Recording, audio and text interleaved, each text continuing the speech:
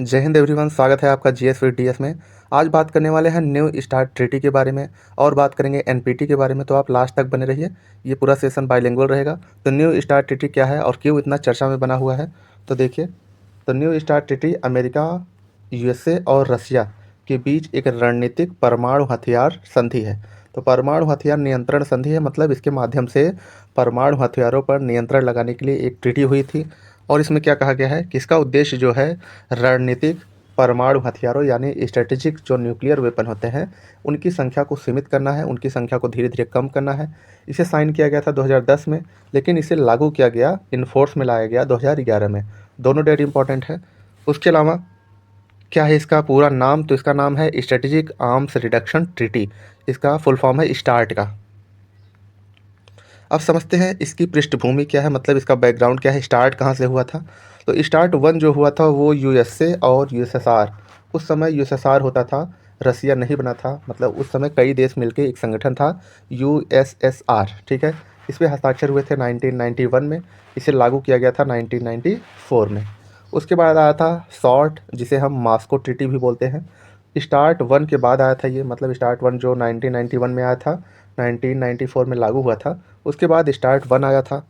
उसके बाद आता है न्यू स्टार्ट ट्रीटी, जो आज का वर्तमान परिप्रेक्ष्य में देखा जा रहा है कि सॉल्ट के बाद अस्तित्व में आया न्यू स्टार्ट। 2010 में इसे हस्ताक्षर किया गया, 2011 में लागू किया गया।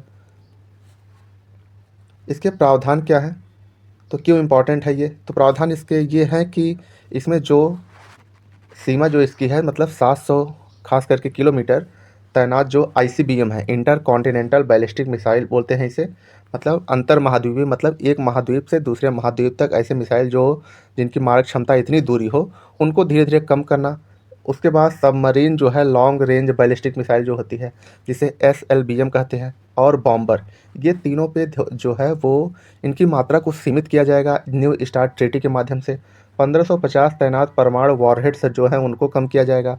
800 जो तैनात प्लस गैर तैनात लॉन्चर हैं उनको भी कम किया जाएगा न्यू स्टार्ट ट्रीटी के तहत। और भी इम्पोर्टेंट कुछ है इसके लिए, जैसे इसका महत्व क्या है और किस हथियार पर यह प्रतिबंध लगाता है। तो आईसीबीएम अभी बात कर चुके हैं, इंटर कॉन्टिनेंटल बैलिस्टिक मिसाइल बोलते हैं इसे। एसएलबीएम भी बोलते हैं, सबमरीन लॉन्च बैलिस्टिक मिसाइल। उसके बाद स्ट्रेटेजिक बॉम्बर, मतलब इन तीनों पे जो है वो धीरे धीरे करके न्यू स्टार्ट ट्रीटी जो है एक सीमित दायरा करता है, इसका प्रतिबंध लगाता है कि आप इसका विस्तार नहीं कर सकते हैं आप। क्यों? क्योंकि अगर इंटर कॉन्टिनेंटल बैलिस्टिक मिसाइल का आप विस्तार कर रहे हैं, इसका मतलब आप, यह आपका उद्देश्य है कि किसी भी विपरीत परिस्थिति में आप एक महाद्वीप से दूसरे महाद्वीप में जो है हमला कर सकते हैं। और क्या है, विस्तार व निलंबन क्यों किया गया है इसका, तो 2021 में इस संधि को 2026 तक बढ़ा दिया गया था, न्यू स्टार्ट ट्रीटी जो हुई थी। 2023 में देखा गया कि यूक्रेन का युद्ध जो है वो स्टार्ट हुआ, जिसमें रशिया ने भागीदारी जो है अपना निलंबित कर दिया न्यू स्टार्ट ट्रीटी से, और यह बंद कर दिया कि निरीक्षण और डेटा जो है हम शेयर नहीं करेंगे अमेरिका के साथ अब।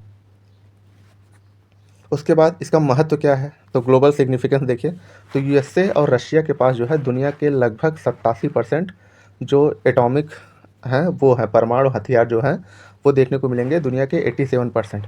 आर्म रेस पर नियंत्रण, उसके बाद स्ट्रेटेजिक स्टेबिलिटी इसके माध्यम से हो रहा था। गलत आकलन, मिस कैलकुलेशन से बचाव हो रहा था, वो अब खतरे में आ गया है। अब बात करते हैं सीटीबीटी एनपीटी, ये इतना इंपॉर्टेंट क्यों है और भारत से भी यह जुड़ा हुआ है, परमाणु हथियारों से जुड़ा हुआ जो संधि हुआ था एनपीटी, जिसे कहते हैं nuclear non proliferation treaty, NPT. 1968 में ये आया था और 1970 में जाके लागू हुआ था। इसका फुल फॉर्म है न्यूक्लियर नॉन पॉलिफरेशन ट्रीटी। यह परमाणु जो है प्रसार को रोकता है।